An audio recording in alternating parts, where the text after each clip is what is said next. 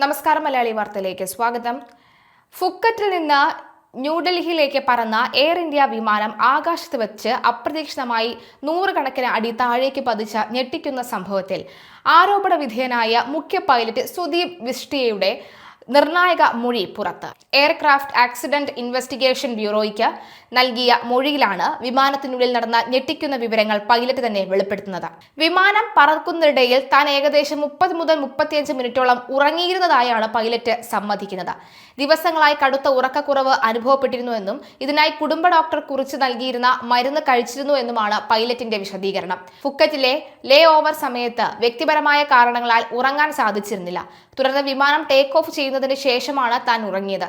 ഈ സമയം first officer ആയിരുന്നു വിമാനം നിയന്ത്രിച്ചിരുന്നത്. ഉറക്കമുണർന്ന ശേഷം ശുചിമുറിയിൽ പോയി മടങ്ങിയെത്തിയ പൈലറ്റ് ഫസ്റ്റ് ഓഫീസറുടെ പിന്നിൽ ഈ നന്ദു നിലയുറപ്പിച്ചു.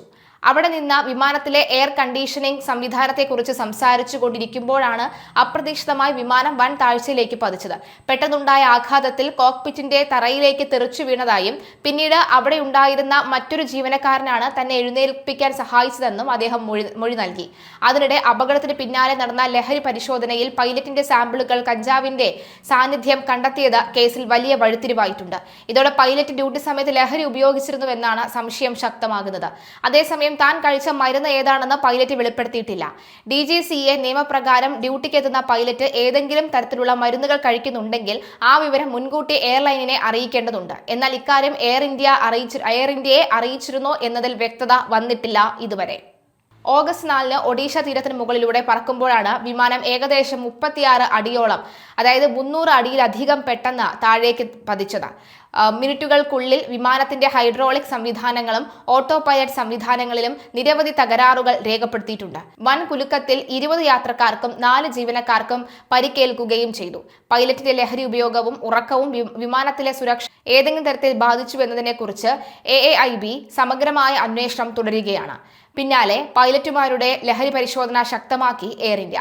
എല്ലാ പൈലറ്റുമാരും നിർബന്ധ പരിശോധന പൂർത്തിയാക്കണമെന്ന് ജീവനക്കാർക്ക് അയച്ച ഇമെയിൽ സന്ദേശത്തിൽ എയർ ഇന്ത്യ ആവശ്യപ്പെട്ടു.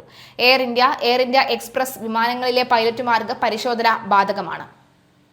Director general of civil aviation നൽകിയ നിർദ്ദേശപ്രകാരമാണ് സുരക്ഷയും പ്രൊഫഷണലിസവും കാത്തു സൂക്ഷിക്കേണ്ടതിന്റെ പ്രാധാന്യത്തെക്കുറിച്ച് അറിയിക്കുന്നത്. അതിനാൽ എല്ലാ പൈലറ്റുമാരെയും നിലവിലെ നിയമങ്ങൾക്കനുസൃതമല്ലാത്ത ലഹരി മരുന്നുകളോടെ മറ്റേതെങ്കിലും തരത്തിലുള്ള മരുന്നുകളോ ഉപയോഗിക്കുന്നുണ്ടോ എന്ന് തിരിച്ചറിയാനുള്ള പരിശോധനയ്ക്ക് വിധേയരാകും. നിർബന്ധിത പരിശോധന ഇന്നു മുതൽ നിലവിൽ വരും. ഓഗസ്റ്റ് 13 അയച്ച ഇമെയിൽ എയർ ഇന്ത്യ അറിയിച്ചു. ദശാബ്ദങ്ങളായി ഇന്ത്യൻ വ്യോമയാന മേഖലയുടെ പതാകവാഹകരായിരുന്നു എയർ ഇന്ത്യ. ലക്ഷക്കണക്കിന് യാത്രക്കാരുടെ വിശ്വാസം നേടിയെടുക്കാൻ ഞങ്ങൾക്കായി. ഈ വിശ്വാസമാണ് ഞങ്ങളുടെ സമ്പത്ത്. അത് നിലനിർത്താൻ സാധ്യമായതെല്ലാം ചെയ്യേണ്ടതുണ്ടെന്നും സന്ദേശത്തിൽ പറയുന്നു.